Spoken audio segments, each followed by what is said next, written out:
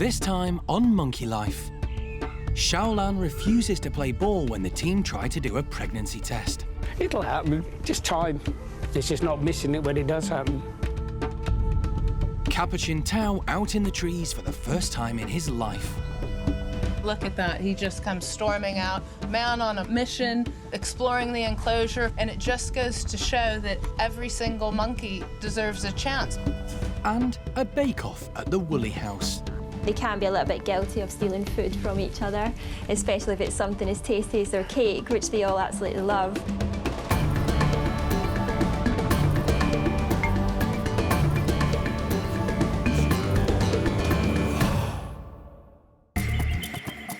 Monkey World, tucked deep in the English countryside, is one of the oldest and largest sanctuaries of its kind on the planet.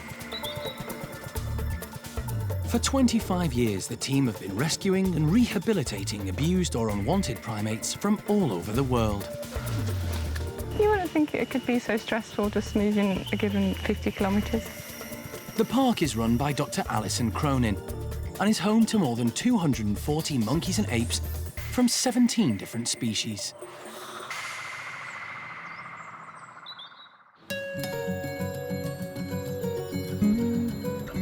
At Gordon's orang enclosure, primate care staff have a tricky job on their hands.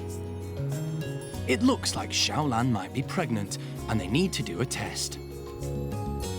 Hsiao-Lan has been at the park for 10 years. She was brought over from Taiwan after being rescued from an amusement arcade. This would be her first child. It's nice to confirm it with a pregnancy test.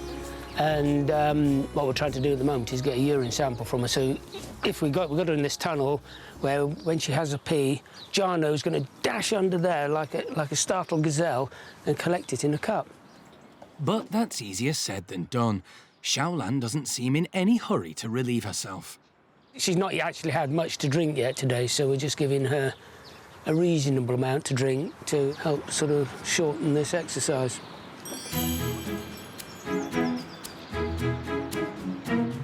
Hsiao-Lan seems pleased with all this extra attention and is enjoying the drinks. But shows no sign of needing the toilet. No. It's just the human pregnancy test is near enough for orangs, and you never get false positives. Occasionally you might get a false negative, but if it says positive, you're positive. And I'm positive she's positive anyway, so... But it's nice to... I have been wrong before. Hsiao-Lan is still stubbornly holding on. And Jarno is still standing by. It'll happen, just time. It's just not missing it when it does happen.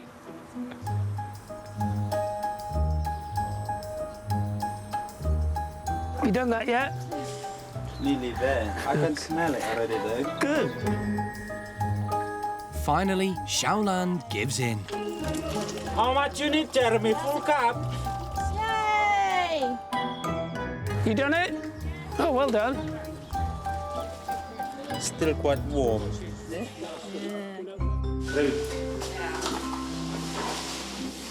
I did mine. Now the arrow together.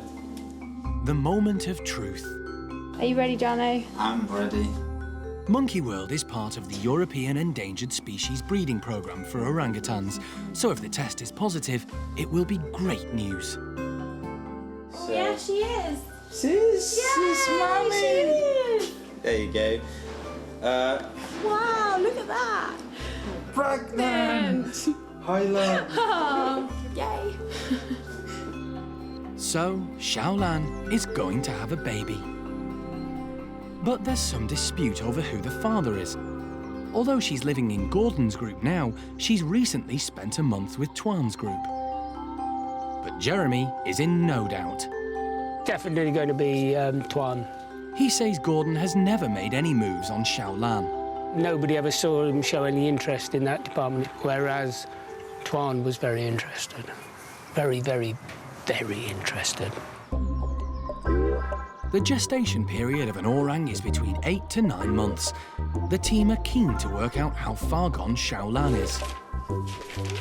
Fortunately, they have mating records to help them with this. All the orangutan staff will make a note of regular sexual interest from Tuan towards the females that he lives with, and any matings are recorded on a wall chart in the kitchen to establish or get an idea of how far along the individual is, and then obviously their expectant date. It is very important to know sort of how far along she is in the pregnancy, and obviously because we have to alter things like diet, we like to monitor how well she's doing, and then obviously gear her up towards the end of her pregnancy, and then obviously for the birth. Hsiao-Lan was taken from her mother at an early age, so wouldn't have learnt from her how to bring up children. However, she has spent a lot of time with Xiao Kuai and her baby Jin recently, which staff hope will stand her in good stead. She saw Jin right from the beginning and has seen Xiao Kuai rear him very successfully, so I'm hoping all those skills, she's absorbed them and she'll do the same herself. Fingers crossed.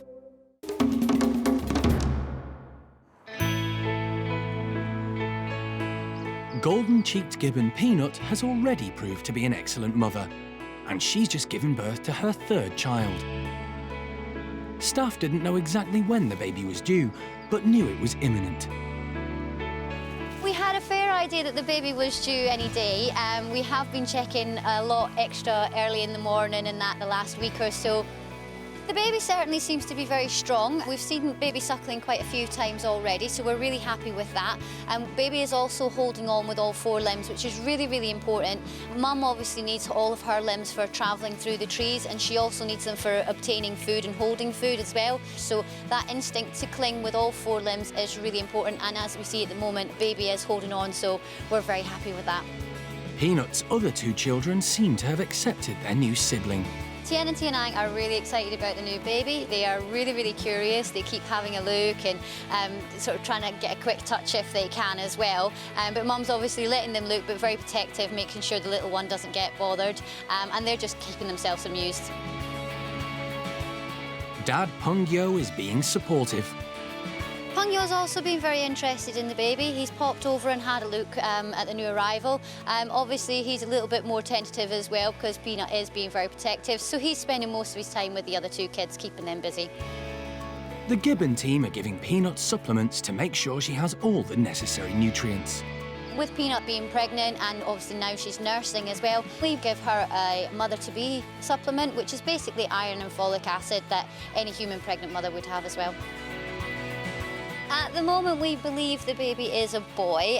We're not confirmed it yet. Another day or so, and we should be sure.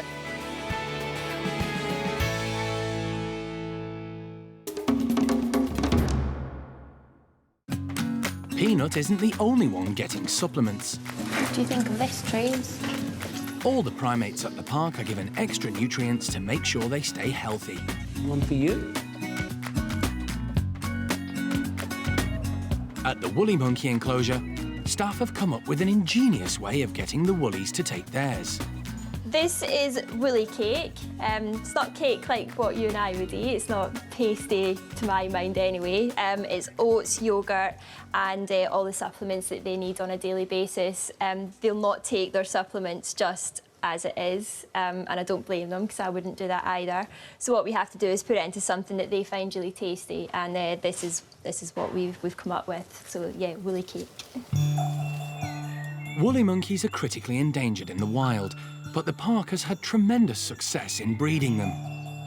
We give them a cake each, and that way we know for definite they're all getting the supplements that they're supposed to get. They can be a little bit guilty of stealing food from each other, especially if it's something as tasty as their cake, which they all absolutely love. So we make sure that the cakes are all just nice little bite-sized pieces. All the woolies are given cod liver oil, evening primrose oil and a calcium supplement to help with their joints and skin and to keep their fur in good condition.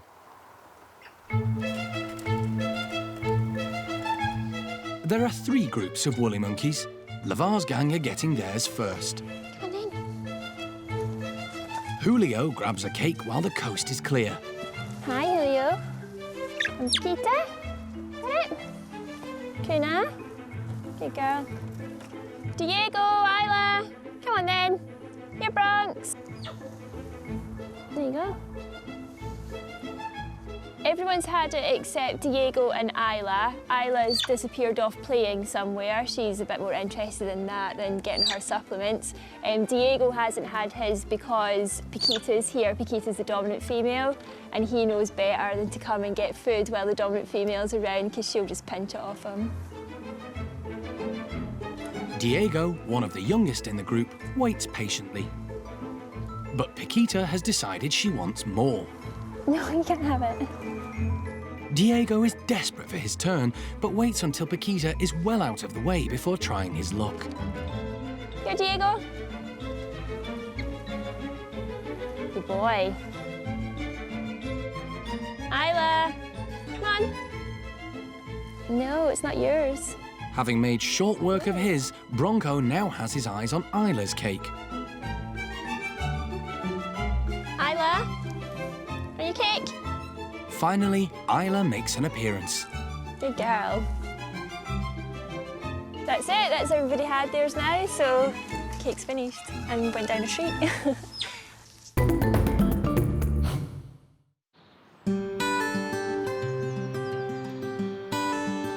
It's a big day for the park's newest capuchin monkey.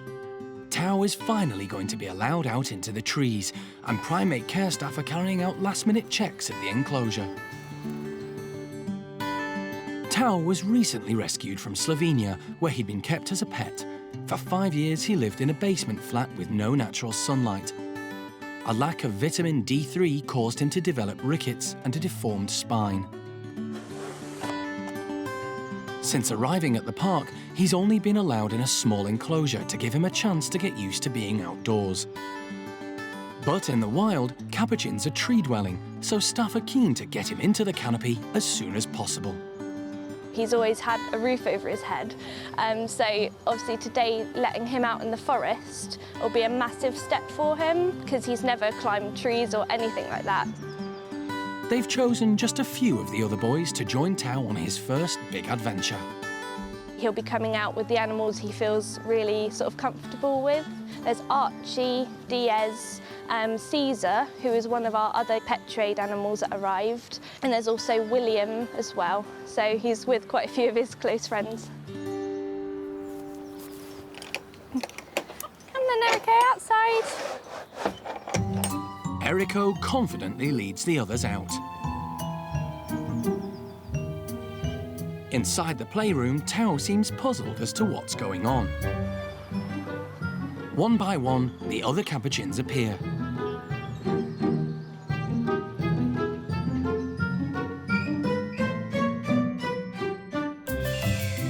Tau finally makes his way through the tunnel. He looks around for the others.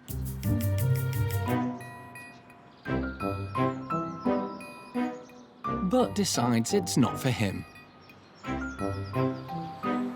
However, when William pushes past, he chooses to give it another go. He's still not sure. His friend Archie loves climbing in the trees and shows him there's nothing to worry about. Encouraged, he starts to explore.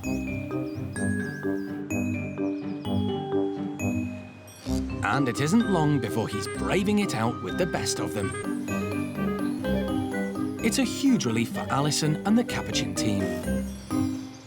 And it just goes to show that every single monkey deserves a chance, because when we first picked Tau up, he was in terrible condition. He was extremely seized up. His mobility wasn't very good, and that was probably because he was in the early stages of rickets. Now he's loosened up an awful lot, but he will, I think, forevermore have that one kink in his back and have a bit of a hunched back. But today, look at that. He just comes storming out, man on a mission, exploring the enclosure and taking over the cargo nets and all of the hoses like a natural. Capuchin monkeys are highly intelligent and very inquisitive. They're just always switched on, checking everything, watching everything, investigating everything. And it's great to see because Tau spent most of his life in a basement with very little sensory input. And it just goes to show that individuals who have led very limited backgrounds, that it is possible to rehabilitate them, and that all of those natural instincts remain inside the individuals we rescue. And we just have to provide them with a correct environment and care that they can express all of that natural behavior, and Tau's a perfect example of that.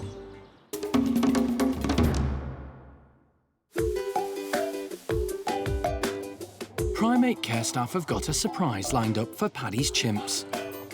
They're giving them a fruit to try that could make their eyes water. It's something they've never had before. It's called quince. It kind of looks like a cross between an apple and a pear. They smell really, really nice, completely different to what they taste. So they're probably going to be a little bit confused when they take a big bite of them and then, yeah, realise they're really actually quite sour. So it's not going to be what they're expecting.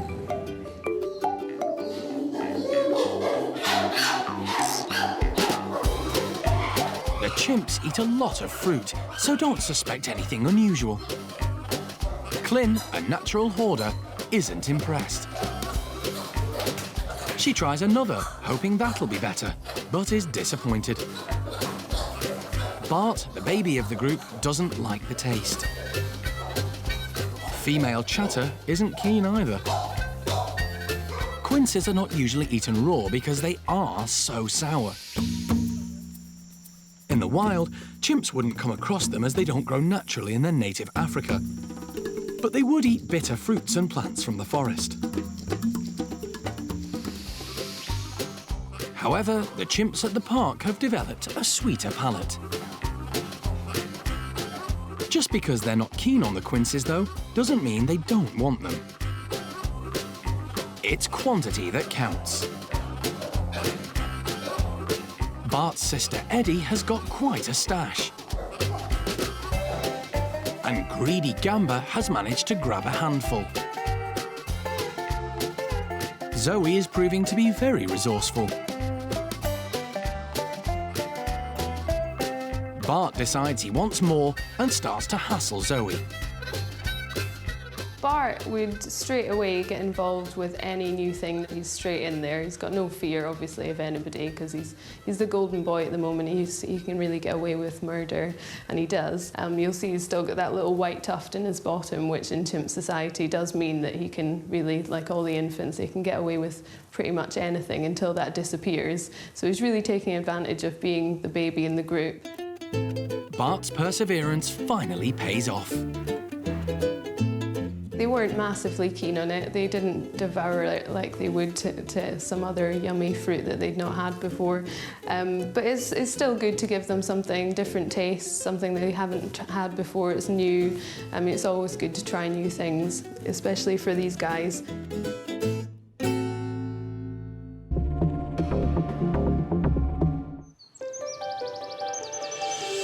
The chimps aren't the only ones having special treatment. At the Stumpy house, Phil and Paddy have also been singled out. They're being given additional food. Basically, the idea of our extras is just to help out the lower-ranking members in the group. Just because obviously the dominant members of a group will always get first pick of any of the food that you put in there. So the lower-ranking members often don't necessarily get everything they should, so we just supplement their diet with extras just to make sure they're getting the correct calorie intake every day. This has got multi-milk, but it's also got some complan in it and also half a tin of custard for each of them. Stump-tailed macaques are native to Southeast Asia, but the ones at the park were rescued from British laboratories where they were used for research. Staff separate Phil and Paddy from the others when they give them the extras to make sure they're not bullied. At 30, Paddy is the oldest member of the group. Go then, Pads. That's it. Paddy's quite the character in the group. He has a very close relationship with Phil, who is at the bottom of the hierarchy. They're quite a funny pair together. They're pretty much inseparable most of the time. We make sure that we monitor these guys' weight. We try and weigh them every month. And so just by looking at their weights, we can tell if an individual's not necessarily getting their share of the food that we put in. So we just put them on extras to make sure that their weight is staying stable over the months. That's it. Good boy. Phil and Paddy both suffer from cage paralysis. Their skeletons are deformed because they were confined to very small cages for years at the lab. Phil is the lowest ranking male of the group that we've got and the lowest ranking of the group as a whole as well. No matter where they are, there's always going to be somebody at the bottom of the hierarchy, and unfortunately it is Phil. But it doesn't mean that he's getting a really hard deal of it. Obviously, he has got a lovely outside, which he really enjoys going out in, and quite often he'll just kind of take himself off and just chill out on his own. So he's not miserable, he just, unfortunately, he is bottom and someone has to be. Here you come in. Phil is nervous even when the others aren't around. Come on, buddy.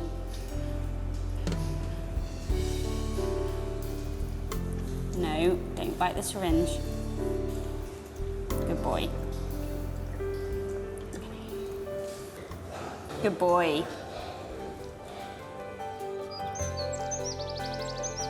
Outside, the rest of the group are unaware they've missed out. With full stomachs, Phil and Paddy blend quietly into the background.